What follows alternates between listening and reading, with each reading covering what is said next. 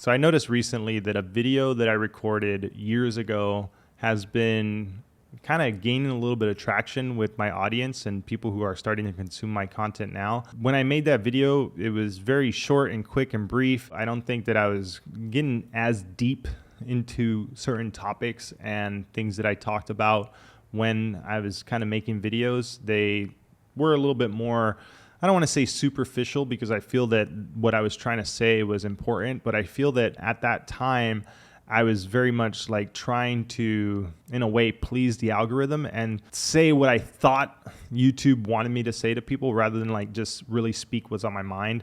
And the thing that I talked about in that video was about being insecure and dealing with insecurities and how everyone's insecure and all of us are just kind of hiding our insecurities. And I want to like just put a little bit of my own insecurities out there on the table. Like some of them might seem silly and vain and not really things that people might actually take as like a serious insecurity. And then I want to talk about some other like insecurities that I dealt with, because I feel that more of us should talk about this stuff and be more open about it. But I'll say like some of the little insecurities that I've had, like at one point in time, I had gained a lot of weight. It was right around the time I was like 18, 19 years old, and I was almost 300 pounds. I've got huge stretch marks on my sides that I've shared in other videos. And like that was something that made me feel pretty insecure about myself. Also, like my entire childhood, I had a lot of fluctuations with my weight. When I first gained a lot of weight, it was when my grandma died and I was about like 8 or 9 years old. And for a while, I was kind of like the fat kid, and that was hard. Like I remember being young and like not wanting to take off my shirt. Like, I don't know, nobody wants to be the fat kid. If you were a fat kid growing up, you know what that's like. You kind of hold on to that forever. I also remember having like a chipped tooth. I cracked my tooth when I was much younger. Like this whole one was gone. And at one point in time when I was making videos, I actually got this permanent crown done. And I had my temporary crown in, and my teeth, they looked pretty bad. And I grew up with bad teeth, so I didn't smile much when I was a kid. And it took me a while to feel secure enough to smile. And I still struggle now to like take off my shirt, even though I'm in really good shape. And I've posted videos shirtless, and I do the ice bath shirtless. Like a major insecurity I have is I have a concave chest. It's called pectus excavatum, and I think that's how you pronounce it. But basically, it's a dented chest. And while mine is not a severe case, it's still pretty bad. And it's always been something that has, like, ever since I was a kid, like I hated taking my shirt off. And one, I was fat, and two, I had a dented chest, which made it look like I had boobs, and it made my belly stick out. So it always like gave me a pot belly. And those seem really superficial, right? And like those seem like, oh, get over yourself, whatever. You don't like how you looked. Many of us don't like how you look. You're a handsome guy. You should feel good about how you look. And the funny thing is that I dealt with a lot of like superficial insecurities about my weight and, my chest and my chipped tooth. But I also dealt with a lot of other insecurities, like growing up and like dealing with my mom being an alcoholic, right? Like that was hard for me as a kid. And a lot of things that were said, a lot of fights that we had, a lot of those things kind of really like messed me up in different ways and gave me all types of different insecurities. I remember my mom would get drunk and like scream at me and say that she was going to send me to military school. Like, I don't know why she would say that, because she couldn't afford it. But at the time it was like a common threat that would happen like nightly, because I was just some kid who was trying to get attention from his mom, who was just drinking, and my dad wasn't around. I didn't know my dad, so that was like another insecurity, because I didn't know my dad. But luckily most of my friends also didn't know their dads, so that was a little bit more normal. But it was still something that sucked, because I grew up feeling that way about like not having a father, having a mother who felt like she didn't want me, and dealing with other kinds of abuse that I haven't gotten into yet and don't know if I'll ever will on camera, because that shit messed me up. And that stuff is hard for me to talk about, to the point where I'm still like insecure about things now as a 40-year-old man from things that happened to me when I was a child. It's crazy to think that you hold on to these things for so long, and you worry about what people think, and you worry about the insecurities and things that you've dealt with, and you bottle them up, you hold them inside, and you really like feel like those are the things that define you. Those are the things that make you who you are. But in reality, your ability to overcome those things and to deal with those insecurities are the things that make you who you are, not the things that happen to you, but the way that you react to them is what builds your character and is what builds you as a person. And I'm finally learning that shit now at 40. I will be 40 this year. It is crazy. I don't feel 40.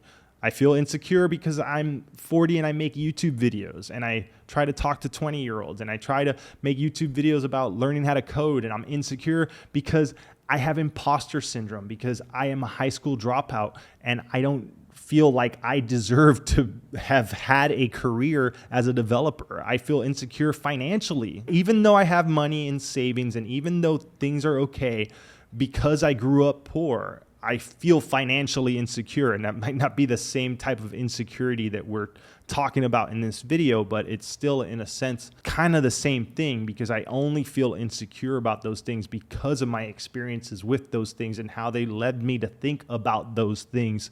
And I think that's what insecurity all is. It's just a mindset that we apply to things that we have had bad experiences with. It leads us to paint a picture of what we believe the world to be and what we believe ourselves to be. And that's really tough. And you know, I had a lot of bad relationships before I met my wife, and I had like the psycho girlfriends or dating hood rats and like just dealing with like toxic relationships. My insecurities in that almost really like impacted my relationship with my wife when she was my girlfriend at the time, because I had no idea how to deal with like a good girl. Like I barely had any idea how to deal with good people because I wasn't used to being around good people. She cared for me enough and I cared for her enough to where like we made it work, and I was able to work through a lot of those insecurities. And you know, we've been together now for,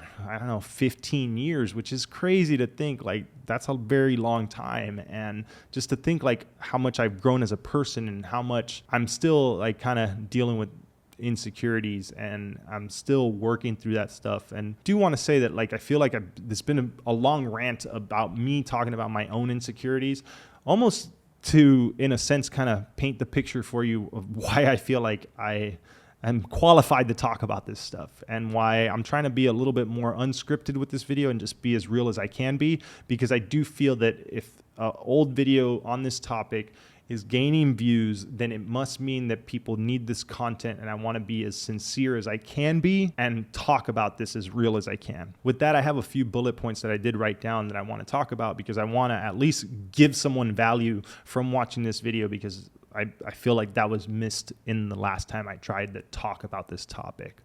So let's go with the first bullet point. And this feels cheesy to have bullet points, but I have bullet points because I'm insecure that I'm going to make a bad video.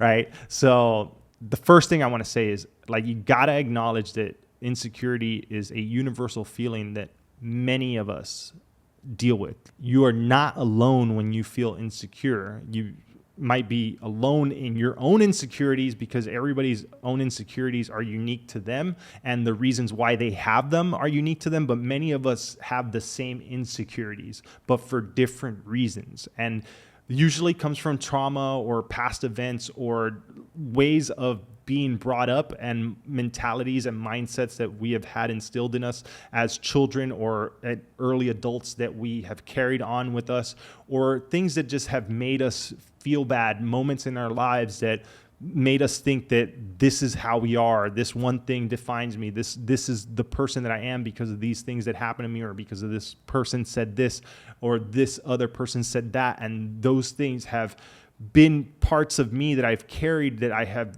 held to feel are true and have defined me as a person when in reality they're not. They had a big enough impact to make you feel that way and to give you those insecurities. Another little anecdote here. I worked at the Spearmint Rhino in Las Vegas, which was the most popular strip club in the United States. At least that's what they used to say.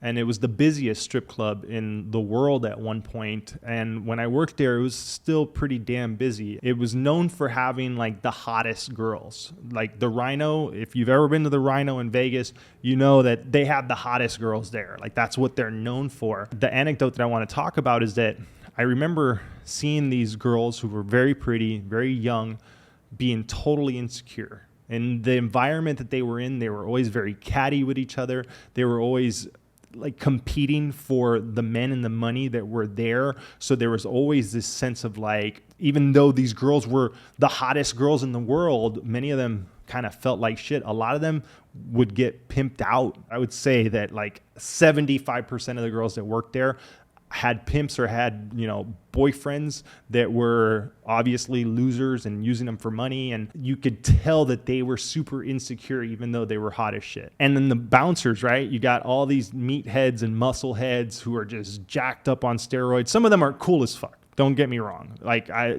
made buddies with a lot of them, but a lot of them were roided out, and you could tell that there was a sense of insecurity because they just wanted to be bigger. They wanted to look the best. They wanted to be the toughest guys. And it's an anecdote and a thing that I realize now. And I used to make a joke that the people who were like the most popular girls and the best looking girls and the jocks and the best looking guys in high school all ended up working at the Spearmint Rhino or ended up working in the nightclub industry, because that's kind of like the atmosphere that it was. And I was there too. I was parking cars, but I was part of that. And it's funny because I was like most popular in 8th grade. It's a little anecdote, but I want to say that like what I gathered from working there is that if these dudes that have like the best physiques that you could have because they're doing steroids and they work out every single day and they're like 6'5" and jacked up on Tren and Danable and like all of the different stacks that they're using, and you got these girls that are like the hottest girls in the world and they're all still insecure and they all have a lot of the same problems that many people that don't look like them and don't make as much money as they do have, then we're all screwed and we're all not going to make it. We're all insecure. And sorry, I'm going to go on a little bit of a tangent here about this because it's just the type of video that I'm making for this. And I hope that just sharing these little stories helps someone out there who might just, I don't know, gain something from it. And I think it just comes down to human nature. I think the reasoning behind that is that we are kind of tribal creatures, right? We fight for acceptance. We fight to be part of the group. And if any time we feel like outcasts, if any time we feel like we don't fit the mold or we're not like the rest of them, or we have things that make us feel not as valuable or not as worthy of the things that other people have, or the lifestyles that people have, or the physiques and the money or whatever, like the things that we feel that we don't have are natural insecurities because we want to be accepted. And when we don't have things that we feel make us accepted, we feel insecure, and everyone feels insecure at some point. You hear it all the time, like millionaires and billionaires, like they're some of the most insecure people, and they work so damn hard because they want to be rich, because they feel like they have something to prove. And I know that a lot of my insecurities have always led me to feel like I had something to prove. I'm going to move on to the next bullet point. And the next bullet point I have here is that we're always just seeking approval, and there's a lot of pitfalls when it comes to seeking approval. We're looking for temporary validation. We're looking to impress people. We're looking to be accepted, like I was just saying. And we want to do that because it doesn't feel good to be the one left out. No one wants to be the outcast. No one wants to be the black sheep. No one wants to be the one that's picked last for kickball. And even since we're kids, we kind of deal with that. And some of us have things from our childhood that lead to these insecurities and this need for validation as an adult, and having to deal with being insecure as an adult. Again, it comes back from being a kid, but we got to be better about those pitfalls as we get older, and we have to be aware that we are trying to be more secure, and it's hard to gain confidence when you haven't had a lot of confidence in your life, and it's a skill that you need to build up. And if you fall into those cycles of feeling insecure and you look for short-term validation to try to help you with your self-esteem, the truth is that that's something that you have to build up from a solid foundation. And if your foundation's already cracked, then you got to rebuild it, and you got to start working on the things that help you build up your confidence in order for you to not feel so insecure. And to do that, you kind of have to like evaluate the things that make you feel bad, and work on the things that you can fix, and accept the things that you can't. Have the serenity to know the difference. But that's the honest truth. What happens is if you start trying to fit the mold, you're not true to yourself. And then if you're not true to yourself, then you lose your authenticity. And if you lose your authenticity for the sake of gaining acceptance from your peers, you're going to have a different level of insecurity, even if you are accepted, because you're not going to feel like you are accepted for being your true self. And then you're going to put on a facade, and you're going to wear a mask to be the person that you think your friends want you to be, or that you think the people that you want to accept you want you to be. And I am guilty of that myself. When I was younger, I was just desperately trying to be accepted. Maybe it's because of how I was brought up, and I always tried to hang out with the troublemakers, and I tried to hang out with the bad kids, and I tried to be one of the cool kids because I wanted to be accepted.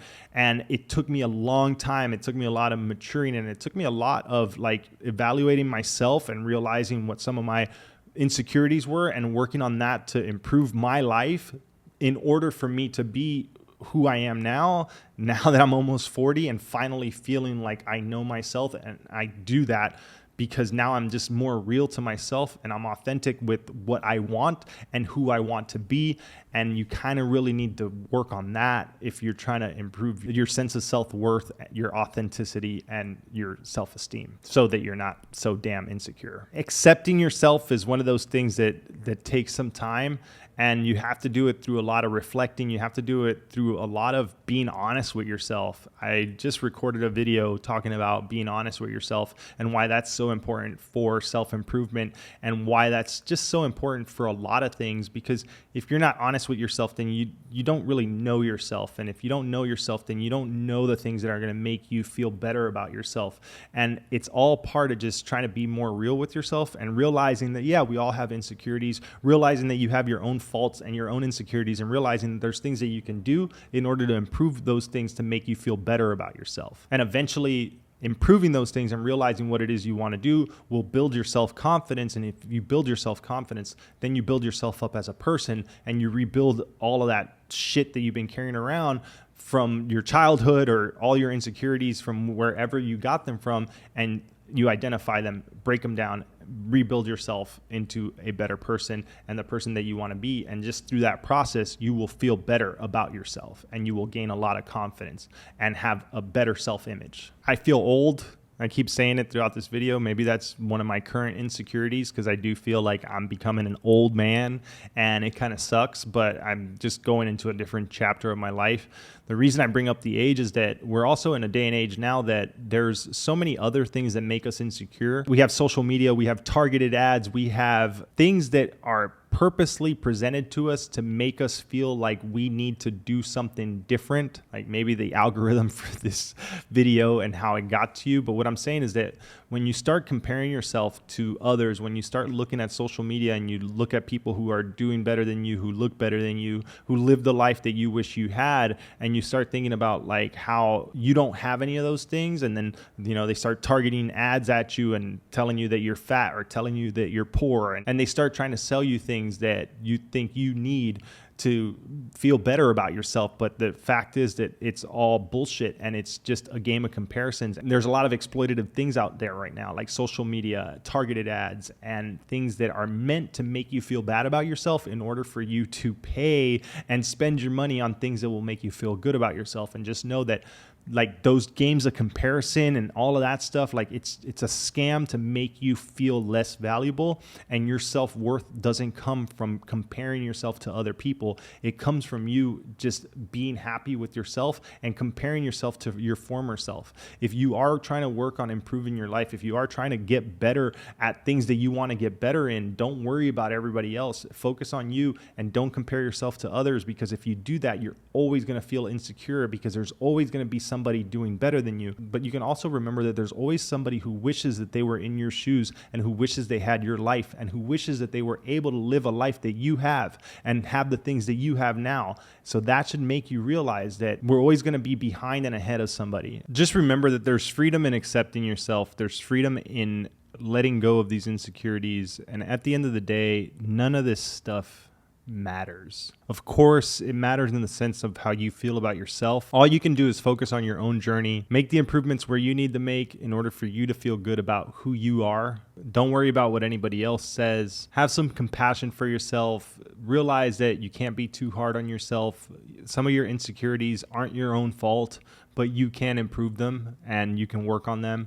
It's something that you should work on. It's something that many of us don't work on, and we just kind of deal with it. It really is good to try to figure it out and try to improve the areas that you can and live a happy life, because you don't want to hold on to baggage and insecurity your whole life just to realize that when your best years are gone, you wasted so much time and energy spending it on worrying about things that made you feel bad only because you allowed them to. So do your best to get rid of those negative thoughts. Do your best to live the life that you want to live. Work on the things that you can work on and make the improvements that you can make in order for you to be happy with who you are.